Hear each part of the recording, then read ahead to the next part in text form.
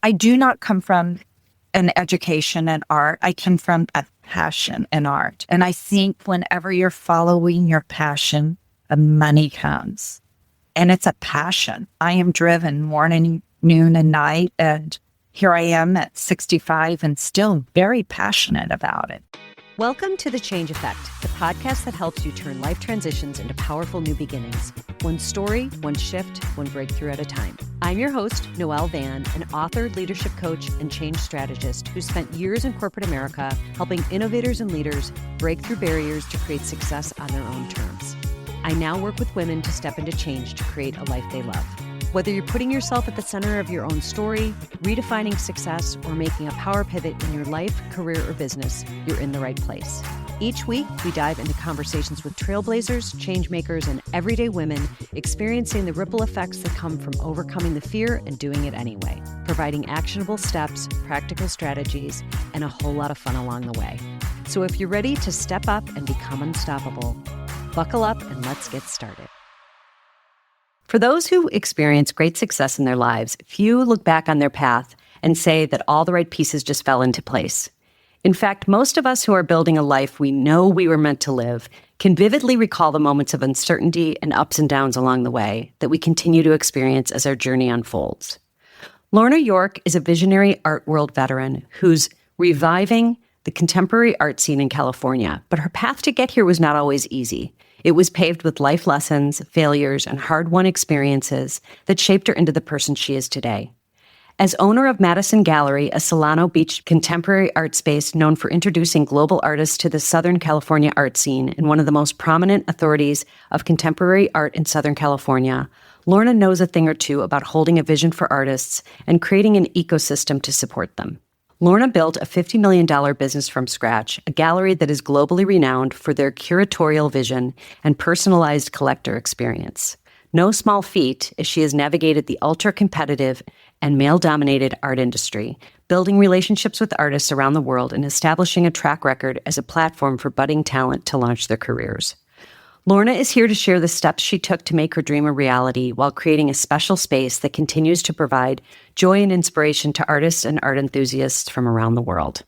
Lorna, it is wonderful to have you here with us. Welcome to the podcast. Thank you. Thank you. That was beautiful. Wow. Well, it's all about what you've created, Lorna. And I want to start just by asking you just to give us a little bit of a background. Take us to where you were to where you are now in the sound bites that feel comfortable to you.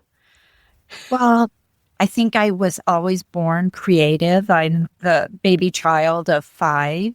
I grew up in an area. I was born in Oregon, raised in Oklahoma and Idaho. These are not mega cultural art places in the world, but my dreams, everything I saw was aesthetic, whether it was sewing my own fashion and just everything in my life. So I found myself early on actually married at 23 and living in Boston, Massachusetts.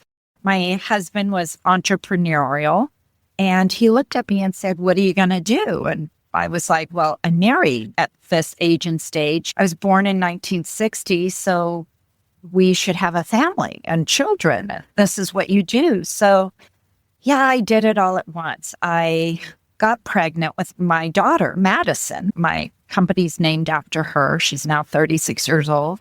I opened my first art gallery in Boston, Massachusetts, without her working for an art gallery. Can you imagine? And I look back and thank him for having faith in me to spend that money to open that space. The first gallery failed. It was a cold winter. The pipes froze and burst and destroyed all of our inventory. It was not who I am now. It was lower inventory.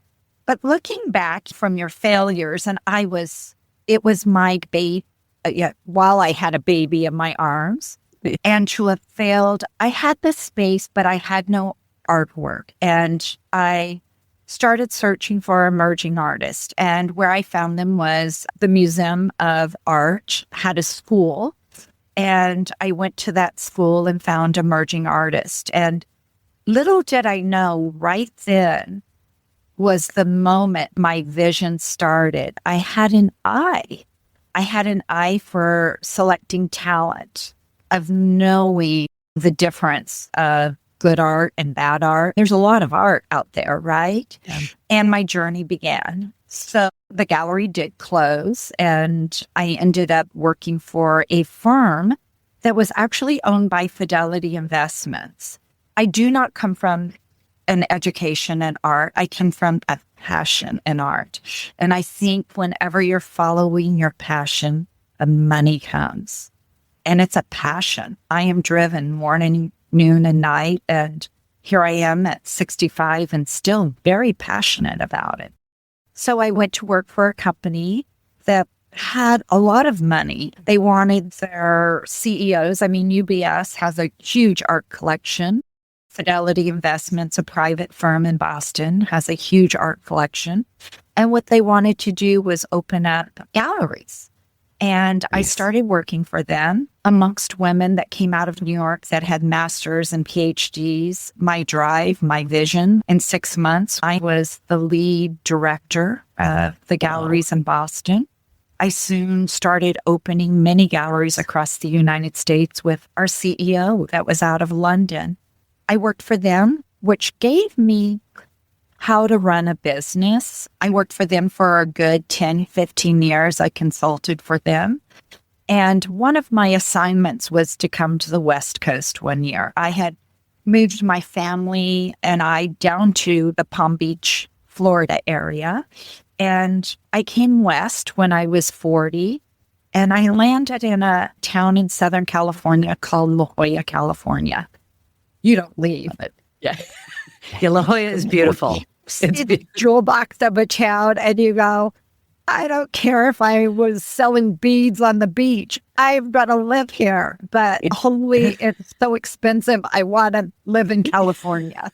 And it's funny, all my peers that are back east, New York, Boston, they're like, how do you look so young? I live in California. Yes. It helps, right? It's something in the air. It's something in the air. Air. It was just so healing. And thank you, Steve Jobs, for developing the apples, and things changed. I come from a time where we didn't have a computer.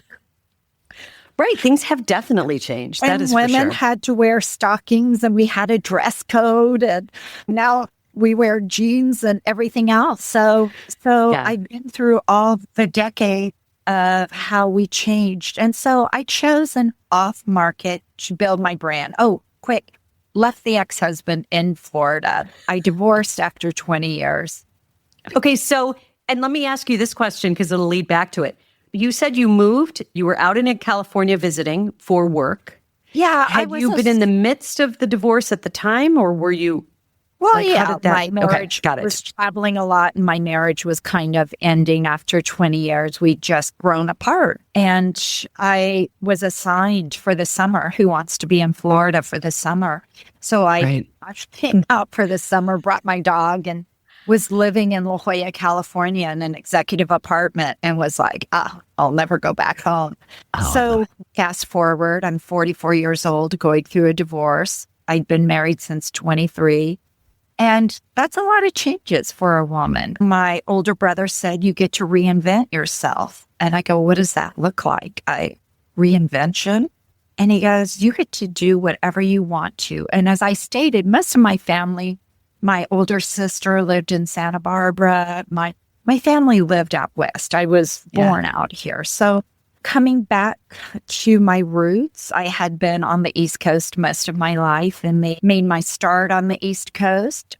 So I came to California, and for a year, after 20 years of marriage, a couple $100,000, I left everything that I know, everything that was known. I literally landed in La Jolla, California, not knowing anything. Wow. And came back. I mean, yes, I cried a lot. Yeah. Had a lot of fear. Yes, I can. And it was the path of the unknown, stepping into the unknown. Yeah. Did a lot of yoga, did a lot of healing, did a lot of who do I want to be? But the biggest part, and I'm going to cry, that motivated me. Yeah. What I had a daughter watch. Yeah. That's so to important. watch mom become the woman she was to become. Yes. And That is amazing. I think that motivated me the most, to watch her, watch how I could either be a victim. And yes, I curled up on the floor many nights going, how am I going to do this? What am I going to do? And I think the key components in starting my business, for a year, I went through that 200,000 pretty fast in Southern California. And Easy to do. trying to figure out who I wanted to be. At one point, this one, there was a big stores, bought the book on how to start a business for dummies. I love that, though. That's a perfect place to start. Didn't even really read the book. And I just went spiritually inside, intuition. I actually gave myself a job. I was working for a friend up in Laguna Beach, driving to that gallery. And at one point, he owns several galleries. And he goes, Lorna, if you don't have the confidence to do it on your own, no one will. Because he knew in the industry how strong I was. But it's different using your own money. It's different betting on yourself. And I had lived a upper class life, of, beautiful home, beautiful things. Had I stayed in my marriage, I would have been comfortable forever. And I rolled the dice on me and stepping out as a woman of just investing in myself. Yes. So I took that 200,000 and I signed a lease. Mm-hmm. And that was in 2005. Now, is that where you are here? The lease that you're in now? No, this is my third location in Southern California. My first location, I was there 10 years. And I remember the day I met my landlord. And he was very much in partner with me. Your landlords are your partners. Yeah. I got a good person that wanted to see success. He had a number for the space and I go, ooh, I can't cover that number. Yeah. And he goes, okay, this is what I'll do. I'll divide the location. You can have this little quarter of the space. And I'm like, I'm good with it. Great. And in 6 months, I actually took the full space. And love it. A year and a half, I took on more space. I became 10,000 square feet. So it grew and grew. Yeah, I lived through employee betrayal, artist betrayal. You live through that stuff, growing it. And so along the lines, I love the idea because my own personal growth, I loved watching my team become successful as women. I loved watching women grow, whether they were moms or young women, 28 to 30, learning their financial independence. I loved watching not only my artists become successful. You get success from many different things. You get success from your own monetarily growths, but if your team isn't successful around you, your artists aren't successful, we're all in one, we're interconnected. So I think the big part for me, 20 years looking back, is really being in relationships with those that have grown with me. And that's so wonderful because you think of, as you were developing your team, you must have had obviously the drive and kind of going back to what you said about that, the person that had said to you, if you can't bet on yourself, if you're not going to be able to make it, who can? And it is that it becomes very real when it's your own money, right? So when you put that down and did you feel that you had a vision for it from the get-go? Oh, okay. So you were like, I know this is my path. Without having any art. Okay. And I just said the artist would come. I actually signed the lease without any inventory for the space. I signed the lease. I didn't even know how to run a computer. I signed the lease without. Yep. But you created the space. You created the space to make it happen. It was something, though, because I had done art sales. If I create my showroom, they will come. And they did. And the right artists, the right teachers. I signed an artist out of Amsterdam, Luc Liestemacher, that was pivotal in my career. He was really known in Los Angeles. He did these big, expansive abstractions. And he Nice. used to drive down and sit with me and just, people don't wake up in the morning and go, oh, I'm going to buy $10,000, $20,000 worth of artwork. He really worked with me energetically how to create the space and the vision. And he goes, listen, you didn't name your gallery your name. What is it about you that doesn't want success? You named it. You're giving it away. You named it your daughter's name. At the beginning, when I opened my gallery, I thought I would open a business and I would hire people to run my business. And I was very shy and I didn't want to be in the front of the camera. I didn't want to be the front runner. I didn't have that ego. I wanted to create a business for myself. So over the years, I put people that would be up front for me. But I realized that it has to be me. So through trial and error and the dips and the falls and the betrayals, I learned that I need to own it. I need to own the vision. And honestly, since COVID, the last 5 years, I used to run my gallery and have a lot bigger teams. I really, really stepped in hard during COVID and grew myself even to another level that I'm really proud of. And now that's interesting because during COVID, that was when people weren't going to galleries. Were you growing the relationships with the artists at that point? How is it growing even more? Have a senior art advisor that's equally had a similar background. Most of my team, I had 5 of us on board that were Sotheby's, Christie's, educated. Nice. They were 28 to 30.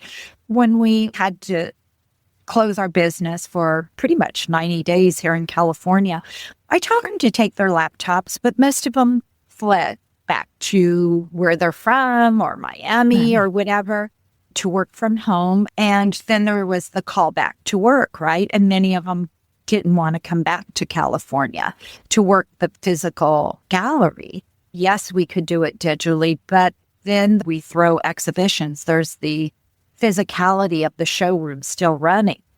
I stepped in, and I think in that quiet time, and I'm going to owe this to my senior art advisor, she goes, Lorna, you've been doing this for 35 plus years.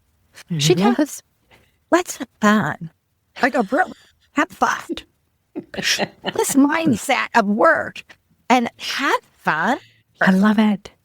And make money. That's amazing. That's amazing. Because she goes, because I want to have joy. Was mainly it. And I was like, okay. What did that shift internally in you? The shift felt like the world was my oyster and that it was my time. It was my time to step into who I was. And in those 90 days, we all did our spiritual walks and talks in our quietness. And I read somewhere where Steve Jobs operated 80% focus and 20% noise. We're all caught up in the noise. And what COVID did was shut that noise down. And I would come in here alone into my showroom again. And it was a new beginning and new invention. And it was just Rebecca and I. Yeah. Just a team of 2. But 2 people that really knew what they wanted to create. And we often didn't see each other because, scared of COVID. I'd come in and turn up my, what we would call school bus music. That worked digitally we had the best years and the best times of our lives. And then our contemporaries started calling, the Venice Biennale. Our artists had been quiet in their studios, creating some of their best works ever. The world had gotten quiet. And in that quiet time, we all got to be, creativity grew. Nature came back, the birds sang, the streets of New York were quiet. That everybody fled to Montana or Idaho. And our quietness, we were like, wow. And we all just got spiritually connected to what really drove us, what our purpose was. And we redefined what our purpose was as art dealers and what the creativity and the energy brought. And we did global business beyond what we ever thought we could do. See, what's so intriguing to me about that? With two people, right? With a third of your staff. Manager was in Philadelphia at that time doing it. And I look back and I looked at my biggest fear was when the shutdown happened, I looked at all my computers and my systems and my software. And I went, yes. And Rebecca, who's younger than me, she looked at me and she goes, "You're going to learn all these things. You're going to know these things." And she's right. I taught myself. I stepped in. I was so fearful. I had fear surrounding different things, running my systems. And what COVID taught me was to step into my business even more. Yes. And you know what? I did find the joy. I did find the creativity. I grew more. I globally defined who I am more. As my big contemporaries fled from New York City, fled from Los Angeles, I realized, and the market changed. Our market, who we are, and now AI is going to change us even more. Right. GPT is changing us. I know. Nothing stays the same. Embrace the change. We are either in fear or we're in love, and you can't fear. We're all changing. What's amazing to me, though, is on the surface, COVID would seem to be like the immediate question I had for you was, wow, people are not coming into the gallery. I would think things would slow down, but not even realizing that there's this creative resurgence going on in the country and in the world during that time. Like that was a quiet time for people to go within. Yeah, and then just energetically your business takes off. That's amazing to me. People were shopping digitally. We had already been digital online. So we already had that global reach, but it just influenced it bigger.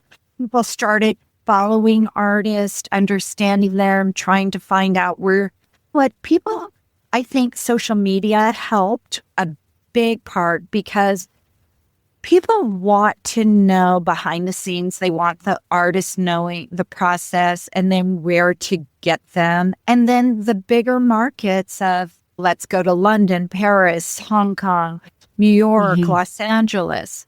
Wait a minute. There are major galleries now in West Palm Beach, Florida, at White Cube Gallery. There's major galleries in San Diego. Who knew? It actually has 20 years from me setting up my post in an off market I'm a big fish in a small market. But San Diego is not a small market now.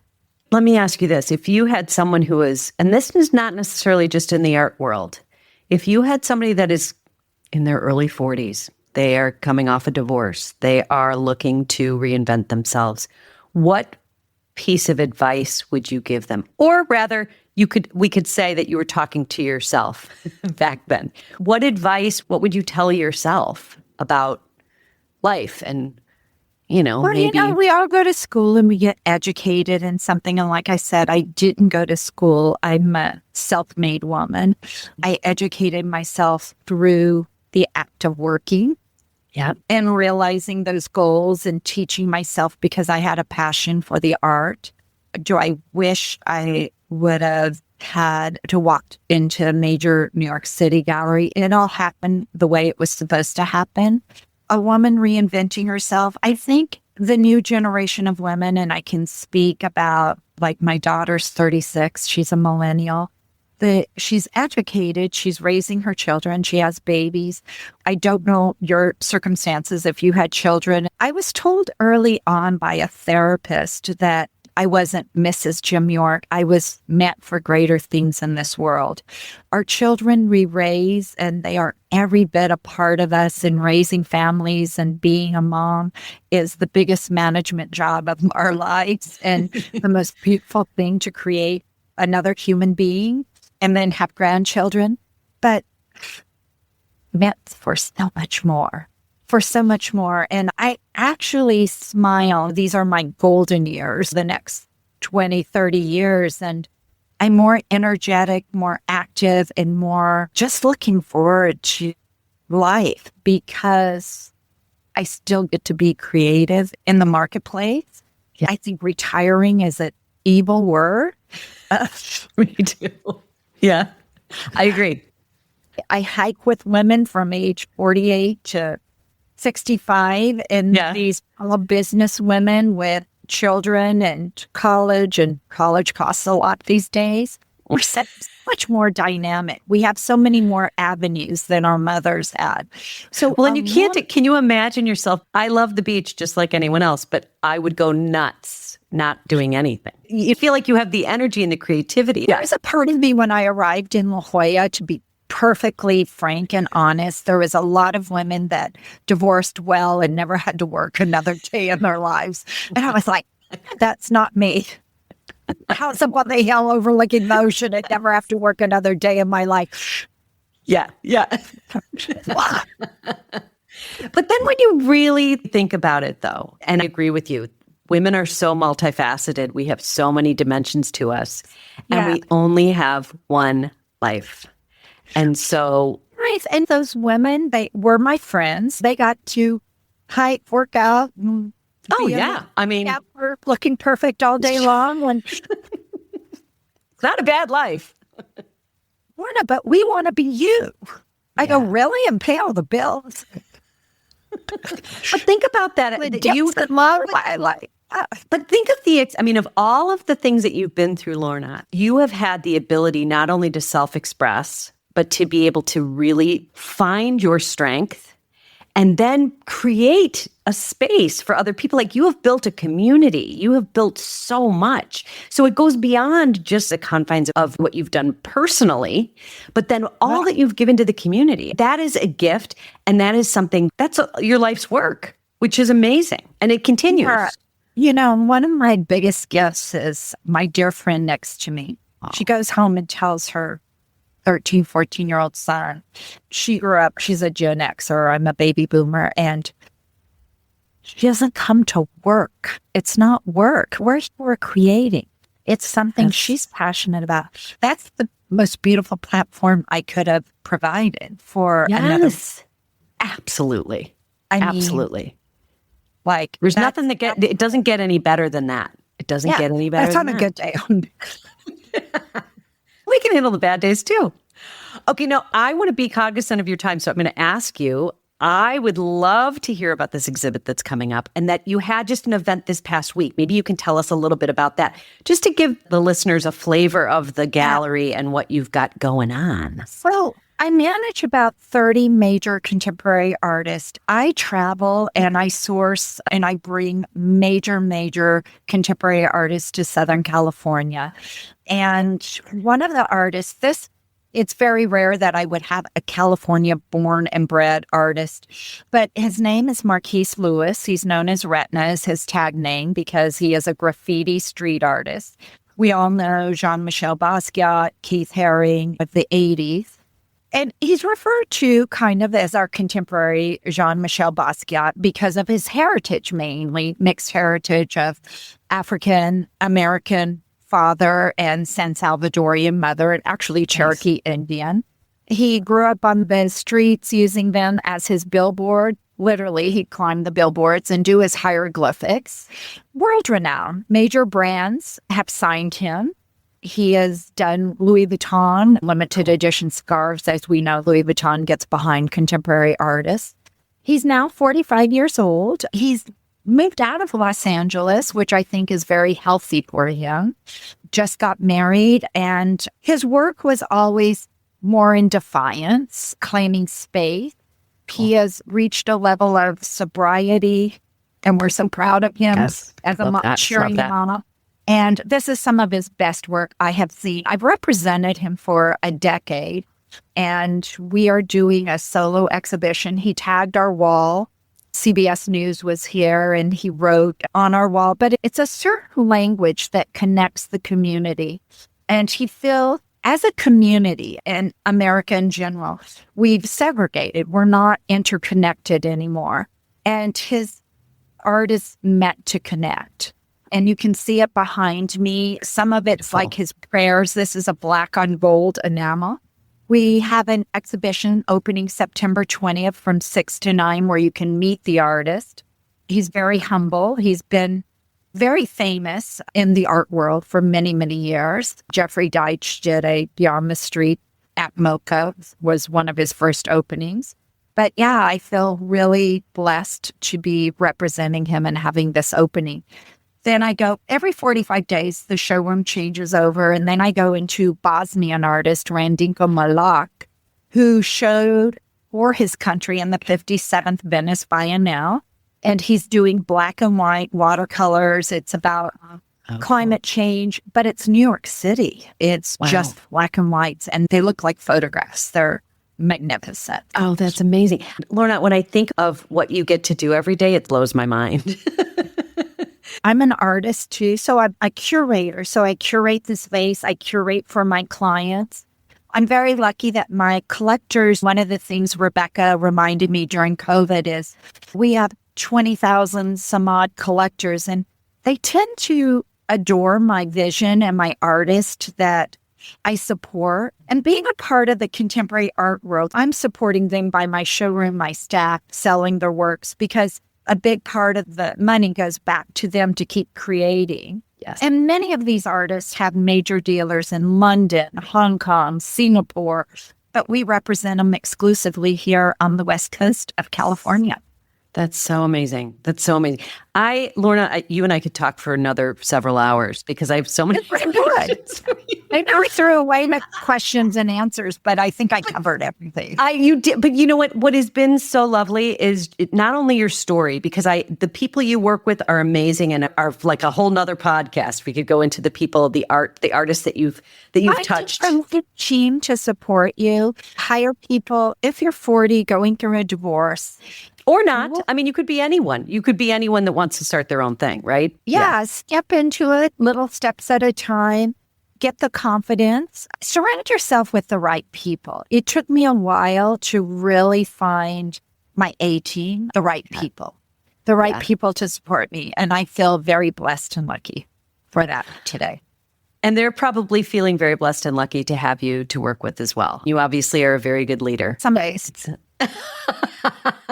Lorna, thank you so much for your time. I know you don't have a lot of it, and I really do appreciate you. And I love seeing what's behind you. I loved my little glimpse of your gallery. You are doing amazing things.